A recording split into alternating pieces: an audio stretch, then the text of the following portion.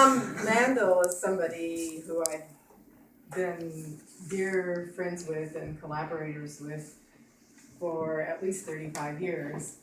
And one of our co-collaborators in a recent gigantic project, which is a collective memoir of 10 volumes written by 10 poets who all got to know each other from 1975 to 1980 in San Francisco, is Steve Benson, who's also a psychotherapist and a poet.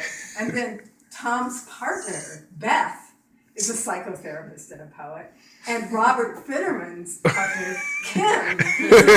So the next issue, I think Kim and Beth, at least, we get to like magnify. Maybe Kathleen, if she's not teaching, and there's no conflict of interest. No, but really, I mean, it's like there's some, but I think that's really interesting because there's this kind of, conflict, I think, which is this medical conflict that Robert so brilliantly produced between the idea of medicalization and something that psychotherapy does that can be so connected to the activation of language and examination that poets do.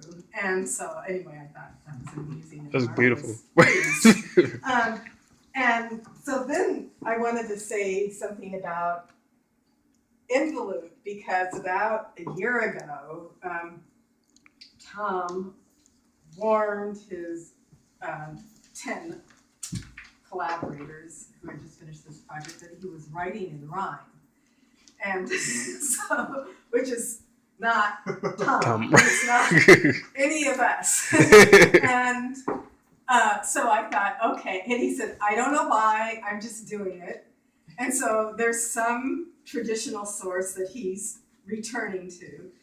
And it's very interesting because, like you say, he's also an entrepreneur. He's a technological entrepreneur, and he's also a kind of international small business entrepreneur. So he has a very unusual trajectory as a poet whose work stays alive in the world. And he is always pushing poets, including the people he collaborates with, to go beyond their comfort zone in terms of their uses of technology. And so I thought it was interesting, this kind of tension between returning to rhyme and his always trying to like push people, I mean, in terms of like, copyright and technological access and book versus the internet and all of these things. And then, well, you're going to hear a lot of rhyme in this, but not exclusively. There's also some hybridity here. So Tom Mandel. And so I'm reading several sections from his fairly dense and complex contribution to the journal. And I'm going to start with number 8. Because time is a mixed bag of short rations, any day long enough outlasts each night. Rectangle number 1 displays another suspect in our case.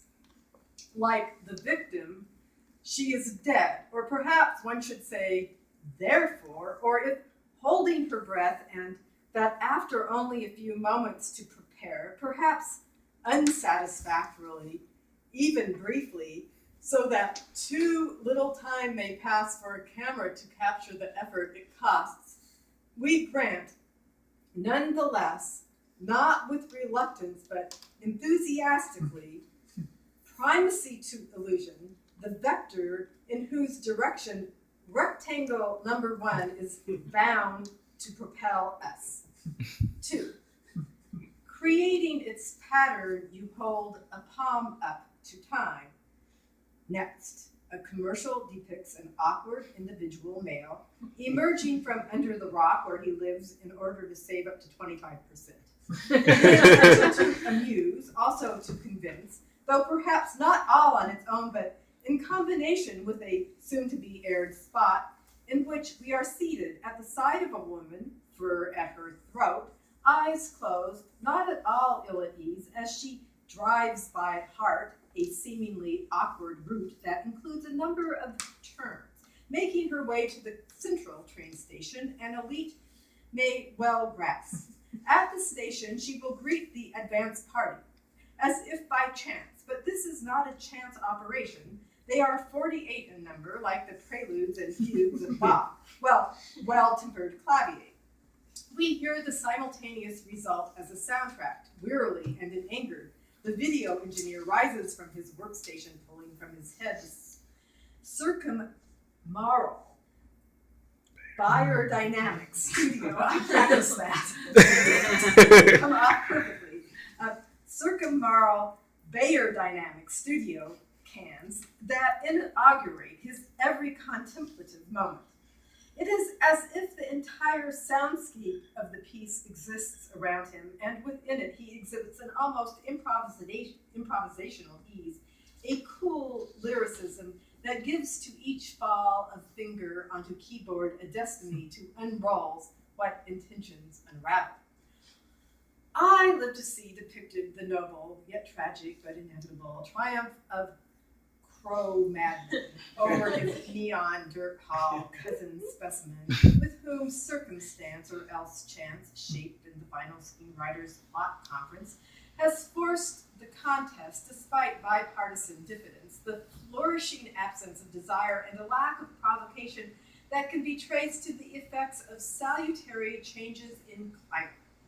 And for this thing, we are going to have to come up with some kind